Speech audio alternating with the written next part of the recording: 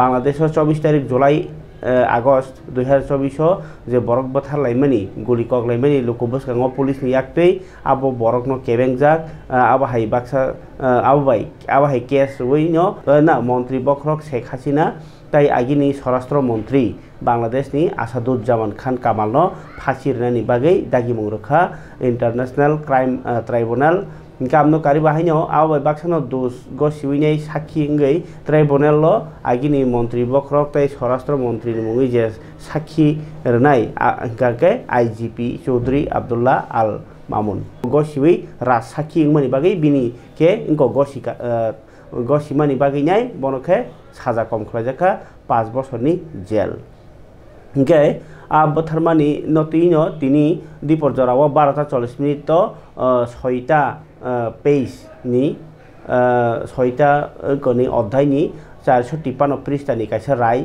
পরিণানি Chang বিচারক প্যানেলনি আদং বিচারপতি মোহাম্মদ মহিতুল হক Enam Chowdhury tribunal 1 নি চেয়ারম্যান বিচারপতি মোহাম্মদ গোলাম মর্তজা তাই মজুমদার নীতি ফাংবাই 3 জন আদংনি বিচারক প্যানেল তাই কাইসা হাঙ্কাকে বিচারক মোহাম্মদ শফিউল আলম মাহমুদ ইনকে 2 ঘন্টা 10 মিনিট নি কাইসা রায় বরক পরীক্ষা রাখা 2:50 শেখ হাসিনা তাই আসাদুজ্জামান খান কামালনি মুঙ্গৈ অ সাকলাইমুং রজাখা tribunal For all these 3 counts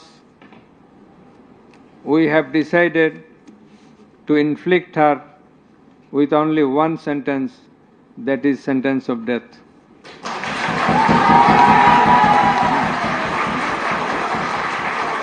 Accused Sheikh Hasina is liable on 2 counts. On 1 count, there are several counts. For 1 count, that is passing the order for deploying drones, helicopters, and using lethal weapons to kill the protesters. She committed crime against humanity under Section 3, Subsection 2A and Section 4, Subsection 1B of the International Crimes Tribunal Act 1973.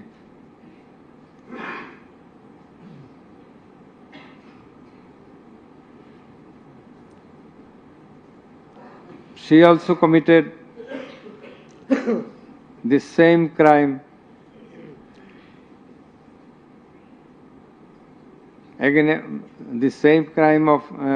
crime against humanity on the second count, killing 6 persons at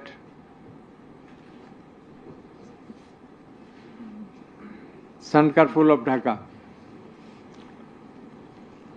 which was committed in contemplation,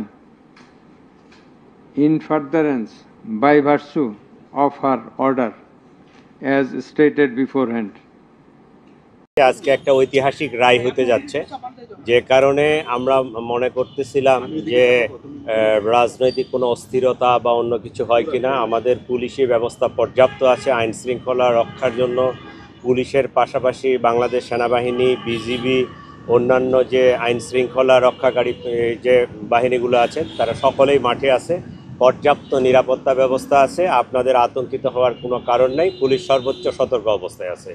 আমাদের কাছে এমন কোনো intelligence নাই বা specific কোনো থ্রেটও নাই। আমরা কিছুক্ষণ আগে দেখলাম যে এখানে একটা ককটেল বিস্ফোরণের ঘটনা ঘটেছে, আপনার যেখানে দাঁড়িয়ে আছেন সেটার কিছু দূর সামনে এটা 2-1টা বিচ্ছিন্ন ঘটনা ঘটতেছে। আপনারা জানেন যে ওই যে মোটরসাইকেলে আসে মাইরে চলে যায়, এটা কিন্তু আসলে ওইভাবে আমি ওই থ্রেট মনে করি না। 2-1টা ঘটনা ঘটবেই। ঢাকা শহর জানেন যে অনেক বড় একটা জনবসতি এলাকা, অনেক রাস্তাঘাট, অনেক কিছু। আমরা পুলিশ যথেষ্ট সতর্ক আছি, তারপরেও 2-1টা ঘটনা ঘটে যাওয়াটা অস্বাভাবিক কিছু না। নগরবাসীর আতঙ্কের কোনো বিষয় আছে? নগরবাসীর আতঙ্কের কোনো বিষয় নাই। আপনারা ফ্রি অ্যান্ড ফেয়ারলি মুভমেন্ট করতে পারেন। আপনারা আপনাদের দৈনন্দিন অন্য দিনের মতো আজকে আপনারা আপনাদের কাজকর্ম চালিয়ে যাবেন, কোনো সমস্যা নেই। কালকে কমিশনার একটা নির্দেশনা দিল যে কেউ নাশকতা করলে গুলি চালানো হবে, সেই বিষয়ে আসলে কি বলবেন? এইটা মনে হয় মেসেজটা ভুলভাবে গেছে।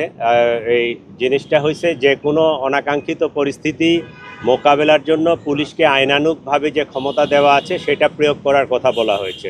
বাংলাদেশের জনগণ 5ই আগস্টে শেখ হাসিনার যত অন্যায় অত্যাচার রয়েছে সকল কিছু রায় দিয়ে দিয়েছে। এখন শুধুমাত্র আনুষ্ঠানিকভাবে কোর্ট থেকে যেই রায়টি আসা সেটির অপেক্ষায়, এবং 5ই আগস্টেই বাংলাদেশের জনগণ বলে দিয়েছে যে শেখ হাসিনা যত অন্যায় অত্যাচার করেছে তার ফলে শেখ হাসিনাকে একবার না 1000বার মৃত্যুদণ্ড দিলেও সেটি তার জন্য কম হয়ে যায়।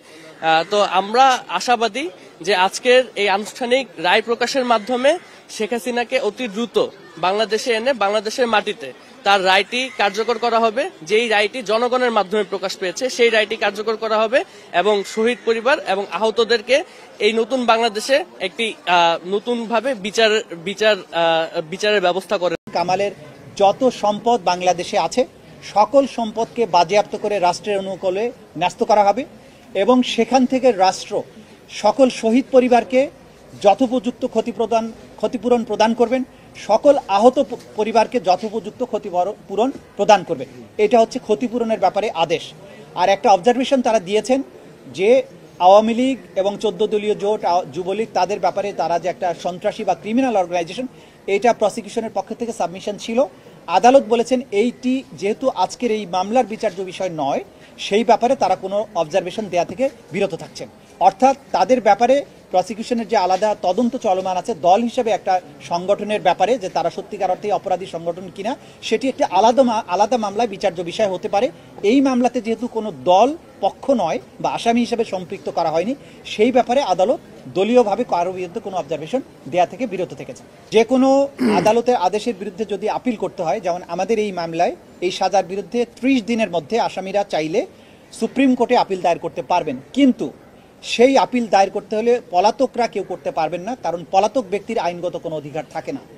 তাহলে আপিল করতে হলে তাকে অবশ্যই এসে বাংলাদেশে আত্মসমর্পণ করতে হবে এবং জেলে গিয়ে তিনি তখন সুপ্রিম কোর্টের কাছে তার সাজার বিরুদ্ধে আপিল দায়ের করতে পারবেন। যদি আত্মসমর্পণ না করেন তাহলে রাইট অফ অ্যাপিল থাকবে না। 30 দিন সময় আছে আইন অনুযায়ী। আজকের থেকে 30 দিনের মধ্যে তারা আপিল করতে পারবেন। অর্থাৎ আজকে থেকে 30 দিনের মধ্যে তারা যদি এসে আত্মসমর্পণ করেন তাহলে তারা সুপ্রিম কোর্টে আপিল করতে পারবেন।